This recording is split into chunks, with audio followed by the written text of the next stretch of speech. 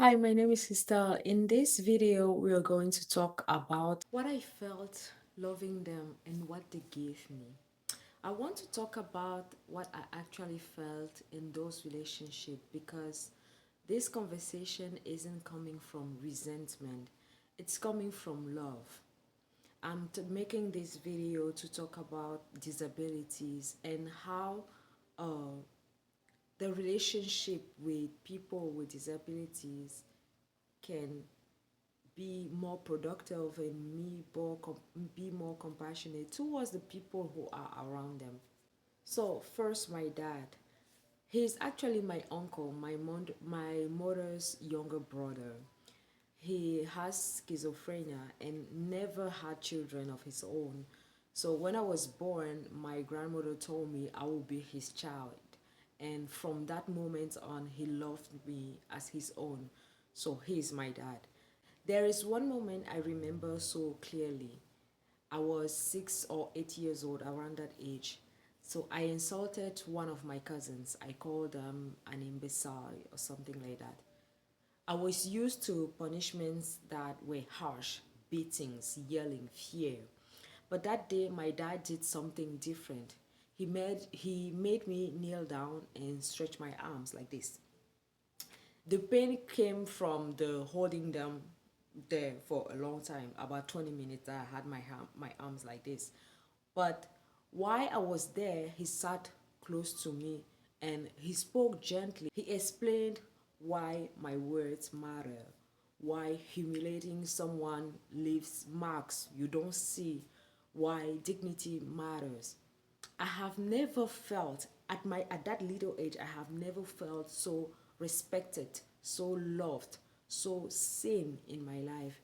And to this day I struggle to insult people. I don't use strong or cursing words easily because of him, because of that experience. And I could never thank him enough for that lesson. So now my ex-boyfriend, when I met him, I didn't know at that time he was bipolar. I didn't know he had money either. I just knew he was kind. He was the first man apart from my son to buy me flowers. When I was sick, I remember one day he came over and played the doctor with little goodies. Another memories that I have is that one night when I was sad, he drove 15 minutes at 11 p.m. from his place to mine just to take me for a drive, for a ride around the city. And he said that this usually calms him down. So, and it did calm me down. Those little moments were really special to me because I felt cared of by those people. So a few weeks into dating, he told me he was bipolar.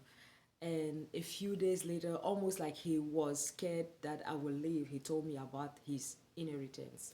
But honestly, his diagnosis, I don't know how to say that word, diagnosis,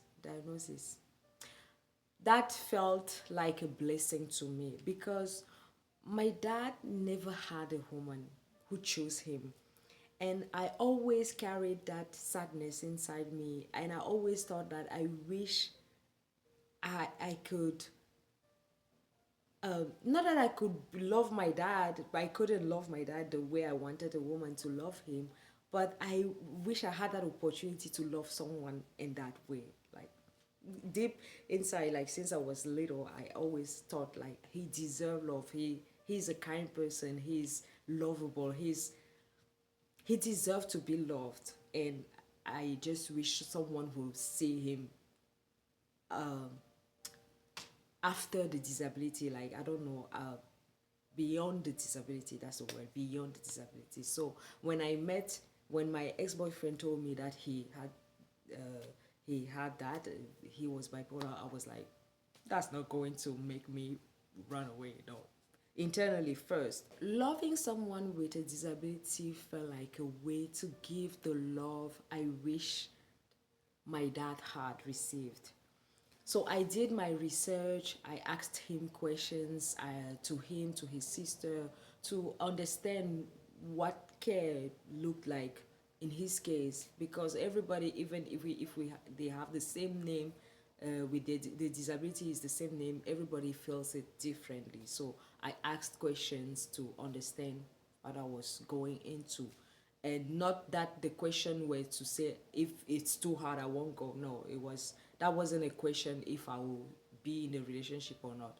I just wanted to know what I was dealing with. So I did my research, I asked questions, I learned what care looked like in his case.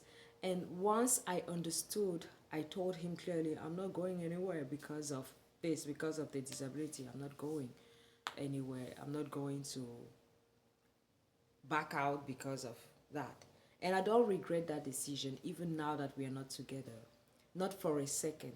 Because these people had so much to bring to the table: love, gentleness, presence, creativity, depth, depth, depth.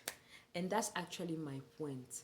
When you focus on what you bring instead of what you lack, the monkey mind starts to quiet down.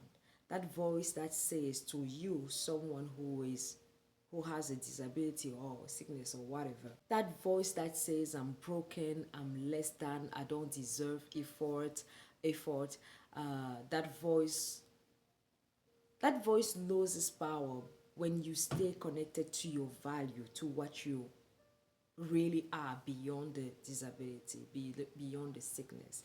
Yes, disability brings challenges. Yes, it asks more sometimes, but it does not erase what you give. And it does not cancel your responsibility to nurture the best part of yourself. Because those best parts, they matter to you and to the people who love you. So I really wish this video get to someone with disability, and I hope people around you tell you what, because that's the best thing they can do. Tell you how. It's easy to say I love you. For a parent, for example, it's easy to say I don't regret having you. But saying to those people what they actually, reminding them what they actually bring, the joy, the love, the care, and the, I don't know, those little things that they do to you that you really love, that you appreciate, can boost their self-esteem. I know you're already doing a lot by caring and everything, but remind those little reminder of actual actions that they're doing and how important they are in our lives. It matters. And for the person with disability to remind, when someone tells you that I love you, I loved what you did the other day because this is how it made me feel.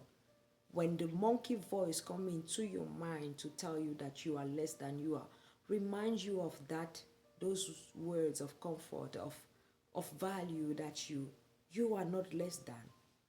You are not less than. You have some value. You, like everyone else, you had different cards given at birth, like, but those cards, you can find ways to make something out of them. And I just wish you to find your way. Yeah. Thank you for watching.